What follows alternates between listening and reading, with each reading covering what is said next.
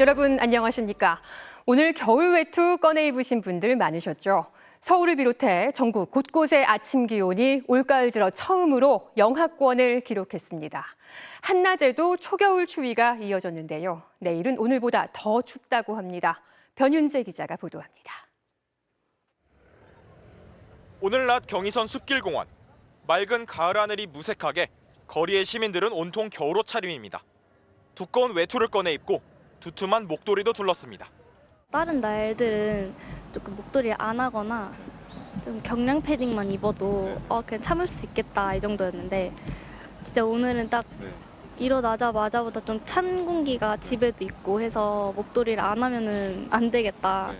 어제는 그냥 자켓 하나 입고 나왔는데 오늘은 뭐 목도리에 코트에 난리 났죠. 갑자기 놀래가지고 아침에 운동도 못 갔어요. 털이 달린 모자와 장갑은 물론이고 일회용 손난로도 등장했습니다. 손이 지금 제일 체감이 많이 돼요. 빨개지고 터가지고 제일 추운 것 같습니다. 온도가 떨어지는 게 천천히 떨어지는 게 아니라 갑자기 확 떨어져서. 오늘 아침 서울 기온은 영하 1.6도. 올가을 들어 처음으로 0도 밑으로 떨어졌습니다. 도심 곳곳에도 날카로운 찬바람이 불어 체감 온도는 기온보다 5도나 낮았습니다.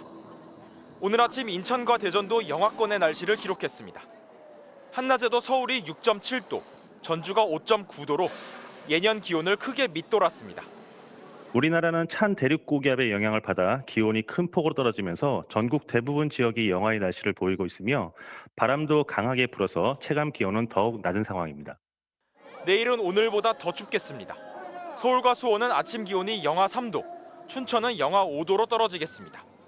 내일부터 모레 새벽 사이 제주도 산지 일부에는 최대 3cm 정도 눈이 내릴 것으로 보입니다. 기상청은 다음 주에도 아침 기온이 영하권을 보이다가 수요일부터는 평년 기온을 회복할 것으로 내다봤습니다. MBC 뉴스 변윤재입니다. 차갑고 건조한 날씨 속에 전국에서 화재도 잇따랐습니다. 구나연 기자가 전해드립니다. 건물 사이로 새빨간 불길이 치솟습니다. 희뿌연 연기가 동네 전체를 집어삼킬 듯 맹렬히 뿜어져 나옵니다. 오늘 오전 7시쯤 경기 광주시 곤지암읍의 한 마트에서 불이 났습니다.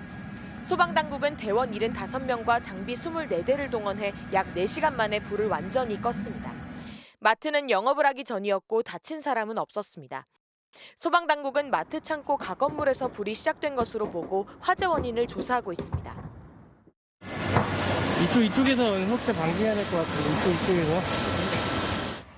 불길이 치솟는 건물 앞에서 소방대원이 연신 호스를 끌어당깁니다. 오늘 낮 2시 반쯤 인천시 중구 항동 7가의 한 선박 수리업체에서 불이 났습니다. 불은 1시간 반 만에 꺼졌지만 건물 한 동이 전부 탔습니다. 이보다 앞선 오늘 낮 1시쯤 경기 이천시 부바릅의 한 도로에 정차 중이던 음식물 쓰레기 수거 차량에서 불이 나 15분 만에 꺼졌습니다. 운전자는 스스로 대피했고 차량은 전부 불에 탔습니다. 충남 서산에서는 알고 지내던 남성들에게 폭행을 당한 고등학교 1학년 학생이 아파트 옥상에서 투신해 경찰이 수사에 나섰습니다. 어제 저녁 추락해 숨진 학생이 21살 남성과 19살 남성에게 추락 전날 폭행당한 사실을 인지한 경찰은 이들을 특수상해 혐의로 긴급 체포해 조사하고 있습니다. MBC 뉴스 구나연입니다. 그제 야당 주도로 국회를 통과한 이른바 노란봉투법. 여당은 대통령에게 거부권 행사를 요청한 상황이죠. 오늘 민주노총뿐 아니라 한국노총 조합원들도 서울 도심으로 나와 대규모 집회를 열었습니다. 윤석열 정부는 노란봉투법을 즉각 시행하라고 한 목소리로 촉구했습니다. 손구민 기자입니다. 민주노총 조합원들이 서울 도심 거리를 가득 메웠습니다. 주최 측 추산 5만 명. 참가자들은 윤석열 대통령을 향해 야당 주도로 국회를 통과한 노란봉투법의 즉각적인 시행을 촉구했습니다. 대통령 거부권 행사 말라! 노조법 2, 3조 즉각 공포하라! 민주노총은 중대재해처벌법 강화와 5인 미만 사업장 근로기준법 적용도 요구했습니다. 참가자들은 집회를 마치고 용산 전쟁기념관과 중구 고용노동청 방향으로 나뉘어 행진했습니다. 비슷한 시각 한국노총은 여의도 일대에 집결했습니다. 주최 측 추산 6만 명이 모였습니다. 한국노총도 한 목소리로 노란봉투법 시행을 요구했습니다. 보수정부 대통령 그 누구 하나 노동자와 싸워서 이긴 사람 없고. 불법 집회에 엄정 대응하겠다고 예고했던 경찰은 오늘 경찰력 9,000명을 배치했는데 집회 참가자들과 우려했던 충돌은 없었습니다. 대통령실 인근 삼각지역에선 신자유연대 등 보수단체들이 맞불 집회를 벌이기도 했습니다. 곳곳에서 벌어진 집회로 오늘 서울 도심에선 극심한 정체가 빚어졌습니다. MBC 뉴스 송구민입니다. 피난민과 환자 등 수천 명을 수용하고 있는 가자지구 최대 병원에 이스라엘군이 다시 공습을 가했습니다. 심지어 국제법상 금지된 백린탄을 병원 인근에 투하했다는 주장도 나왔는데요. 이스라엘은 이 병원이 하마스의 근거지라고 주장하고 있는데 국제사회는 10분에 1명씩 어린이가 숨지고 있다며 민간인을 향한 공격을 중단하라고 촉구했습니다. 홍희표 기자입니다. 병원 건물 주변에서 잿빛 연기가 치솟습니다. 이 병원 근처에 떨어진 폭탄에 텐트 안에 머물던 이들은 혼비백산합니다. 가자지구 최대 의료기관 알-시파 병원이 이스라엘군의 공격을 받은 겁니다. 하마스는 알-시파 병원이 공습을 받아 13명이 숨지고 수십 명이 다쳤다고 주장했습니다. 이스라엘군이 국제법상 금지된 백린탄으로 폭격을 가했다는 의혹도 제기됐습니다. 피난민 수만 명이 머물던 이 병원마저 공격당하면서 더 남쪽으로 몸을 피하는 피난민들도 늘고 있습니다. أنا كنت في مستشفى الشفاء من المستحيل إني أفكر في يوم أتصاوب أو إشي يعني مستشفى الشفاء محمية بكل أشكالها. 하지만 이스라엘군은 알-시파 병원 공습은 가자지구 내부 테러 조직의 소행이라며 해당 병원 근처에 있는 하마스 군사시설을 공격한 것이라고 주장했습니다. לא תהיה פשרה עם מי שפגע באזרחינו ורצח אותם. 또 병원 근처 학교에서도 공습으로 약 50명이 희생됐다고 외신들은 보도했는데 가자지구 보건부가 밝힌 누적 사망자는 11,000여 명, 어린이만 4,500명에 달합니다. 국제사회는 거듭 우려를 표하면서 이스라엘군의 공습 중단을 촉구했습니다. A child is killed every 10 minutes in Gaza. Nowhere and no one is safe. 에마뉘엘 마크롱 프랑스 대통령은 민간인 폭격은 정당화할 수 없다며 이스라엘이 휴전에 나설 것을 촉구했고 토니 블링컨 미국 국무장관도 민간인 피해를 막기 위한 구체적인 조치를 논의할 것이라고 밝혔습니다. 이런 가운데 미국 뉴욕타임스는 이스라엘이 가자지구에 붙잡혀간 민간인 100여 명을 석방하는 방안을 놓고 하마스와 협상 중이라고 전했습니다. MBC 뉴스 홍희표입니다. 입주까지 겨우 3주 앞두고 있는 서울 강남의 한 재건축 아파트 단지가 구청의 준공 인가를 받지 못했습니다. 아직도 기반시설 공사가 끝나지 않았기 때문인데요. 입주 예정자들은 아파트 내부에도 부실 시공의 흔적들이 있다며 분통을 터뜨리고 있습니다. 고재민 기자가 현장에 다녀왔습니다. 아파트 입구부터 건축 자재들이 널려 있고 흙더미가 쌓여 있습니다. 주말인데도 공사 장비들이 분주히 움직입니다. 6,700세대, 3.3제곱미터당 호가 1억 원에 달하는 강남 최대 규모의 재건축 아파트. 입주는 불과 3주일도 남지 않았습니다. 아파트 곳곳이 아직 공사가 한창 진행 중이고요. 보시면 아파트 입구로 들어가는 길인데도 보행로가 아직 미완성 상태입니다. 지난달 24일, MBC가 촬영한 공사 현장. 20일 가까이 지난 오늘도 크게 달라 보이진 않습니다. 결국 강남구청은 준공인가를 내주지 않았습니다. 부대시설과 기반시설 등 공사가 계획대로 완료됐다고 보기 어렵다는 겁니다. 특히 우수관로 공사는 70%밖에 진행되지 않았습니다.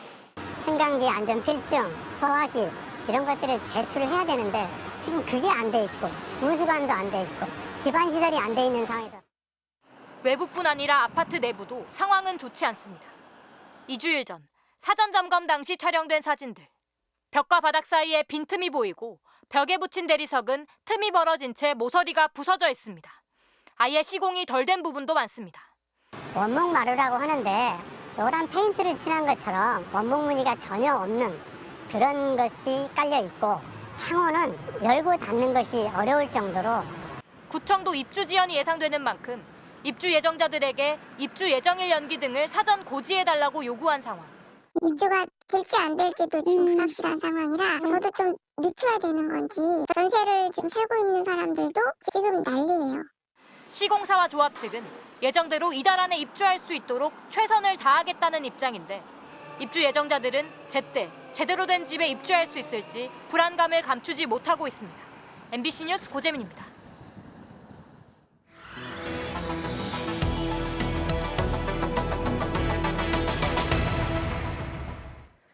(18만 명) 1조 1,400억 원. 올 들어 지난 9월까지 일을 하고도 돈을 받지 못한 임금체불 피해 규모입니다. 단 9개월 동안에 이렇게 많은 사람들이 임금을 받지 못했습니다. 누군가에게 월급은 한 달치 생명줄이나 마찬가지입니다. 특히 이제 막 사회에 발을 내디딘 청년들은 더욱 그럴 텐데요. 임금체불로 고통받고 있는 청년들을 차주혁 기자가 만나봤습니다. 총 1,300 정도. 2,200만 원 정도입니다. 저는 700만 원 정도. 나이도, 금액도 제각각인 7명의 청년은 한 직장에 다녔습니다. 모두 몇 달치 월급을 받지 못했습니다. 합하면 1억 1,200만 원입니다. 첫 직장이고 그런데 이제 입사하자마자 한 3, 4개월 만에 또 월급이 밀려버리니까. 이들이 일했던 직장은 공유 주방업체인 키친엑스. 키친엑스는 2019년 설립되었으며 대한민국 제1호 배달용 공유주방 규제 샌드박스를 받은 회사입니다. 규제 샌드박스, 공유기업, 스타트업. 내세운 간판은 화려했고 청년 구직자들이 혹할 수밖에 없었습니다. 성장 속도도 빠르고 22년 안에 매장을 20개 오픈한다고까지도 얘기를 들어서 비전을 갖고 입사를 했는데 매장 수는 계속 늘어갔지만 투자 유치는 번번이 실패했습니다. 처음엔 며칠씩 밀리던 월급이 2022년 11월부터는 아예 끊겼습니다. 매장이 총 8개가 있었는데 3개를 정리하면 월급을 줄 수 있다. 계속 얘기를 하니까 저희는 믿은 거죠. 한 달 월급으로 한 달을 먹고 사는 청년들에게 현실은 가혹했습니다. 매장 음식으로 끼니를 때우고 교통비를 빌려서 출퇴근했습니다. 체불 액수가 늘어날수록 일을 할 수도 그만둘 수도 없었습니다. 제가 혹시 나가면 바로 밀린 월급을 처리해 줄 거냐고 물어봤을 때 그건 어려울 것 같다. 다만 다니고 있으면은 줄 거다. 이런 식으로 이제 협박 아닌 협박을 받았기 때문에 쉽게 퇴사를 못했습니다. 저는.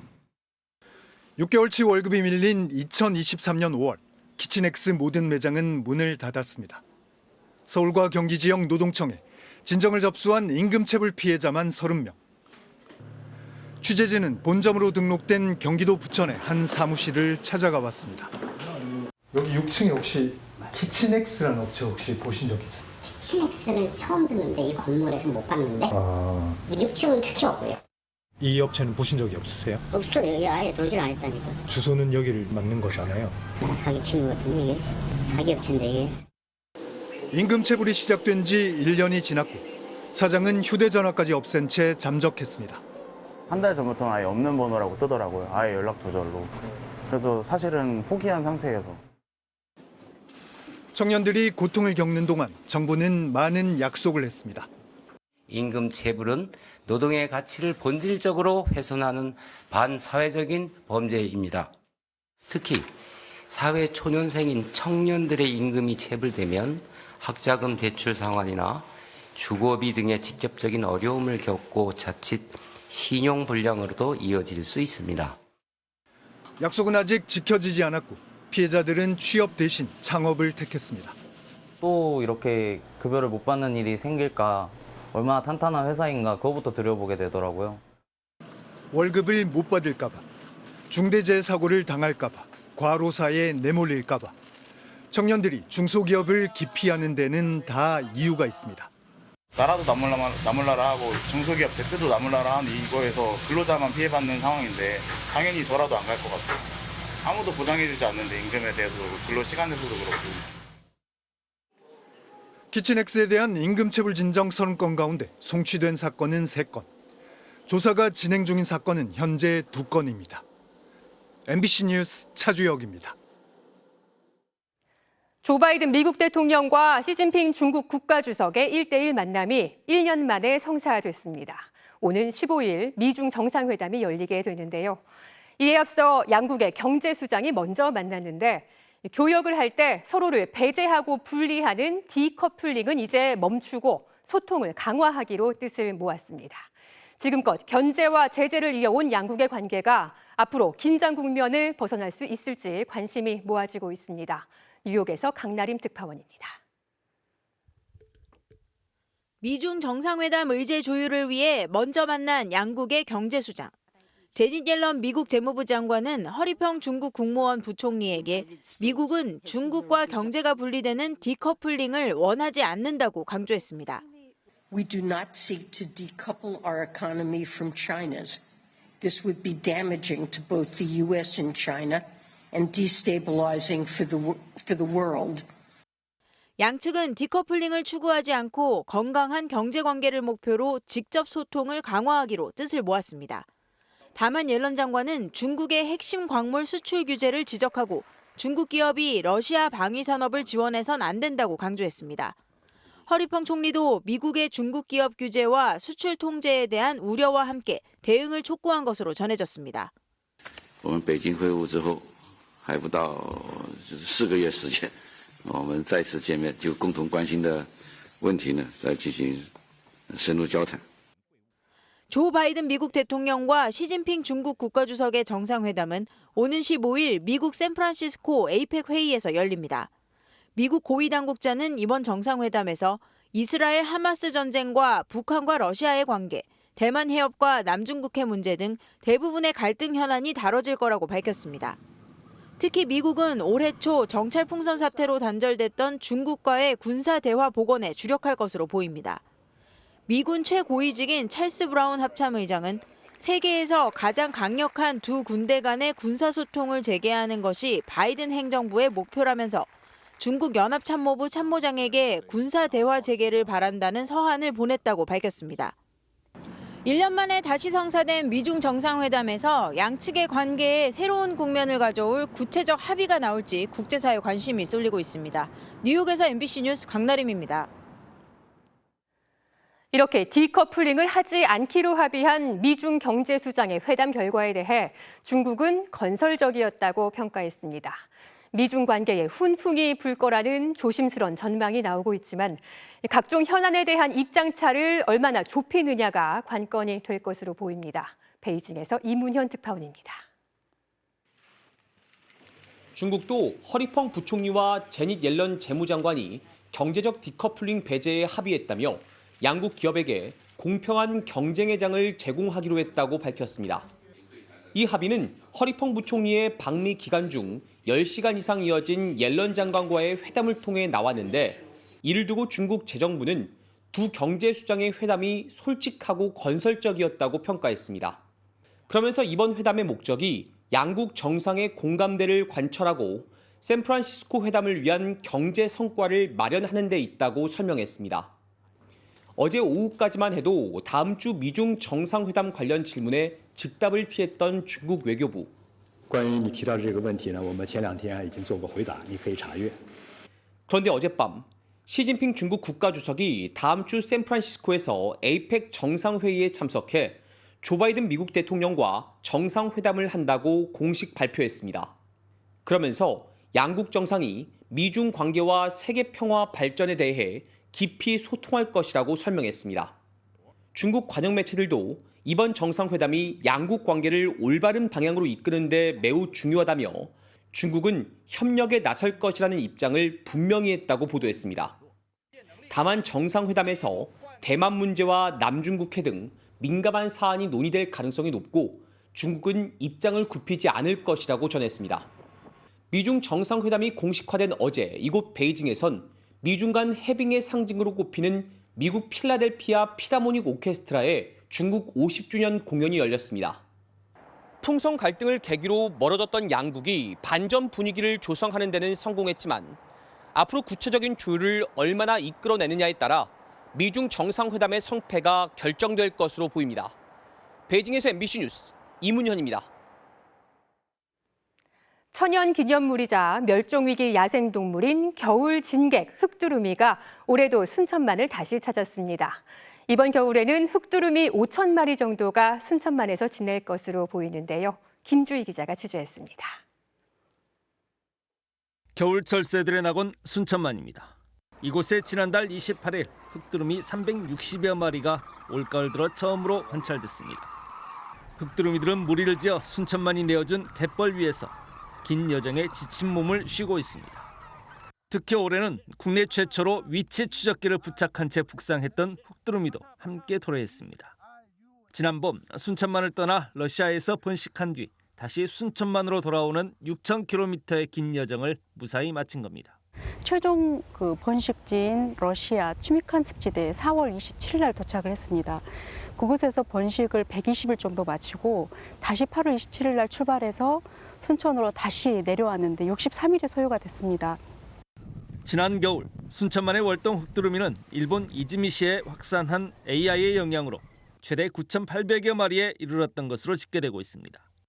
하지만 올해는 순천만 월동 흑두루미 수가 외부적 요인이 발생하지 않는 한 5천여 마리 수준이 될 것으로 예상되고 있습니다. 그러니까 일본 이즈미시에서 역으로 순천만을 찾아서 한 10,000마리 가까이 작년에 월동을 했었습니다.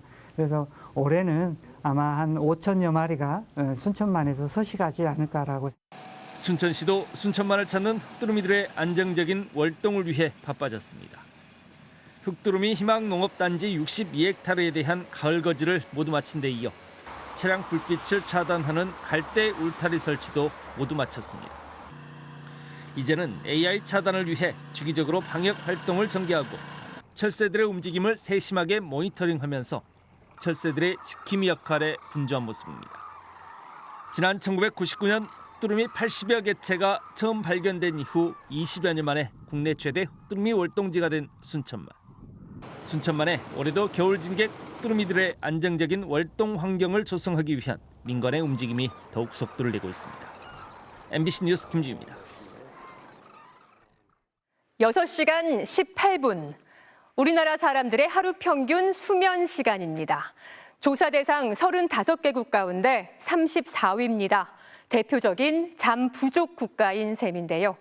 그래서일까요? 아예 밤을 지새우는 미술관에 누워서 잠을 청하는 극장까지 등장했습니다.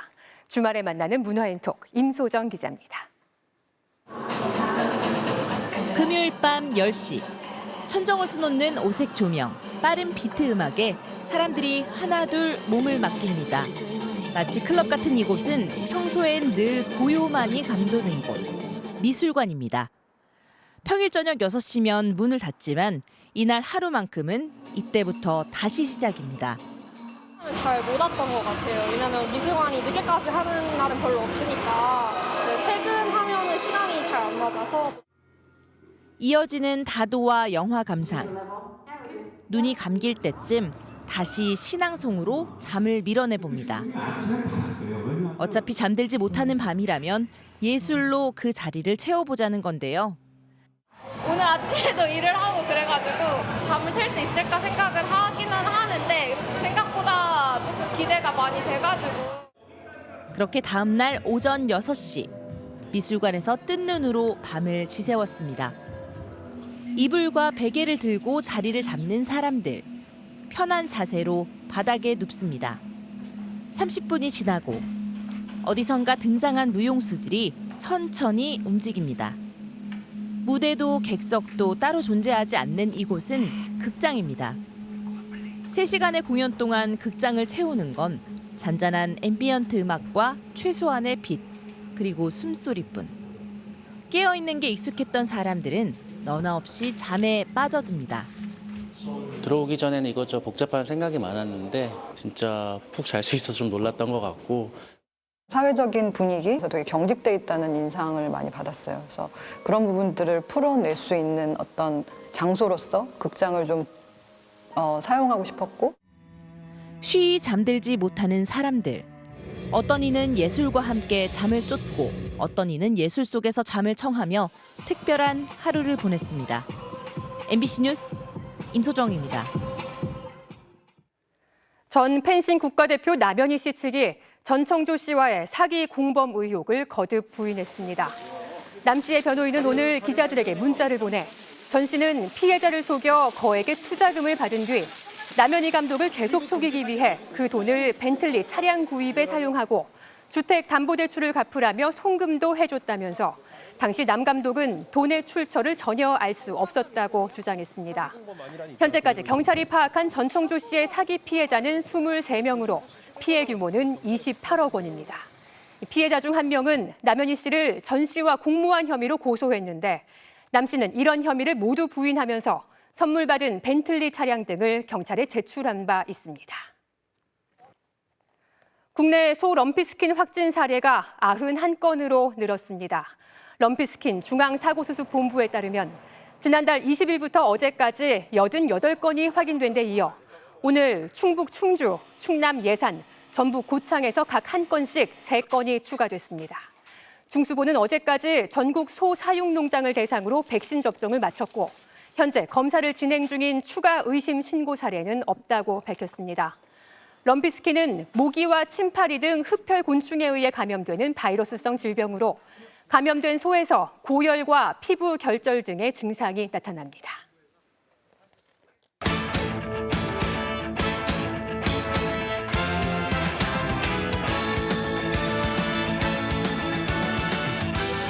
토요일 밤 스포츠 뉴스입니다. 프로야구 한국 시리즈에서 LG가 무려 15점을 몰아친 타선을 앞세워 KT를 대파하고 먼저 3승을 거뒀습니다. 이제 29년 만에 한국 시리즈 우승까지 단 1승 남았습니다. 전훈칠 기자입니다.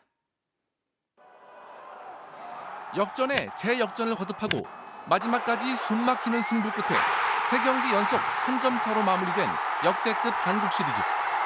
극적으로 연승을 거둔 LG가 오늘도 압도했습니다. 1회 김현수가 투런포를 터뜨려 가을 야구 최다 타점 기록을 갈아치우며 기세를 올렸습니다. 추가 득점도 LG의 몫이었습니다. 5회 홍창기가 바뀐 투수 김재윤을 두들겨 적시타를 뽑았고 6회엔 문보경이 왼쪽 담장을 살짝 넘어가는 2점짜리 홈런을 보탰습니다. LG 선발 김윤식도 기대 이상이었습니다. 수비 지원까지 받으며 6회 투아웃까지 3안타 1실점으로 잘 던졌습니다. KT는 6회 말 황재균이 한 점을 불러들였지만 그 이상은 없었습니다. 그리고 7회 LG 타선이 폭발했습니다. 김현수의 적시타를 시작으로 오지환이 이틀 연속 석점포를 날려 9대1, 승부는 완전히 기울었습니다. 여기에서 멈추지 않고 문성주의 2타점 3루타까지 연속 8안타로 7회에만 무려 7점을 몰아쳤습니다. 결국 LG가 15대4 일방적인 승리로 정규리그 1위 팀의 위용을 과시했습니다. 분위기 좋고 이게 팬분들이 많이 와주셔서 저희가 좀 더 신나게 하고 있는 것 같습니다. 준비 잘 해가지고 5차전도 마지막이라고 생각하고 해가지고 꼭 좋은 경기 할 수 있도록 하겠습니다. 29년 만에 우승까지 1승만 남긴 LG와 궁지에 몰린 KT는 모레 잠실에서 5차전을 치릅니다. MBC 뉴스 전훈칠입니다. K리그1 강원이 김대원의 결승골로 최하위 수원과의 승점을 넉 점 차로 벌렸습니다. 강등권 싸움에서 얻은 값진 승리에 팬도 뜨거운 눈물을 흘렸습니다. 토요일 밤 스포츠 뉴스였습니다.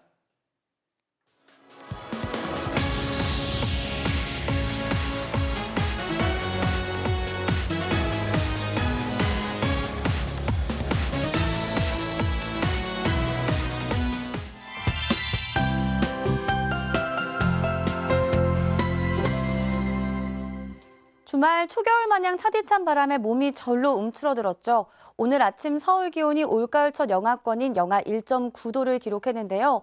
북쪽 찬 공기가 꾸준히 내려오고 있어서 내일도 영하권의 추위가 계속되겠습니다.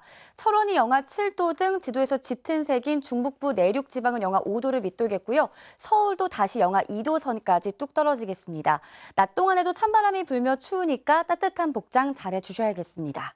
또 내일 오후부터 모레 사이 제주에는 가끔 비가, 제주 산지에는 1에서 5cm가량의 눈도 내려 쌓일 수 있겠고요. 내일 밤사이 호남 서해안 쪽으로도 비가 조금 내릴 걸로 보입니다. 현재 위성 모습 보시면 서해상에는 해기차에 의해 만들어진 구름대가 보이는데요. 차츰 바람을 타고 들어와 내일 서쪽 지방을 중심으로 영향을 주겠습니다. 충청과 호남 지방은 가끔 구름 많겠고 서울을 비롯한 그 밖의 내륙 지방은 내내 맑겠습니다. 내일 아침 기온 보시면 서울과 대전 영하 2도에 체감 온도는 더 낮게 시작을 하겠고요. 낮 기온도 보시면 서울이 5도, 대구 9도로 오늘과 비슷하거나 조금 낮겠습니다. 이번 저온 현상은 월요일인 모레 절정에 달한 뒤 서서히 풀리겠고요. 수능일에는 큰 추위 없겠지만 전국에 비가 내린다는 예보입니다. 날씨였습니다. 11월 11일 뉴스데스크 여기서 마치겠습니다. 시청해주신 여러분 고맙습니다.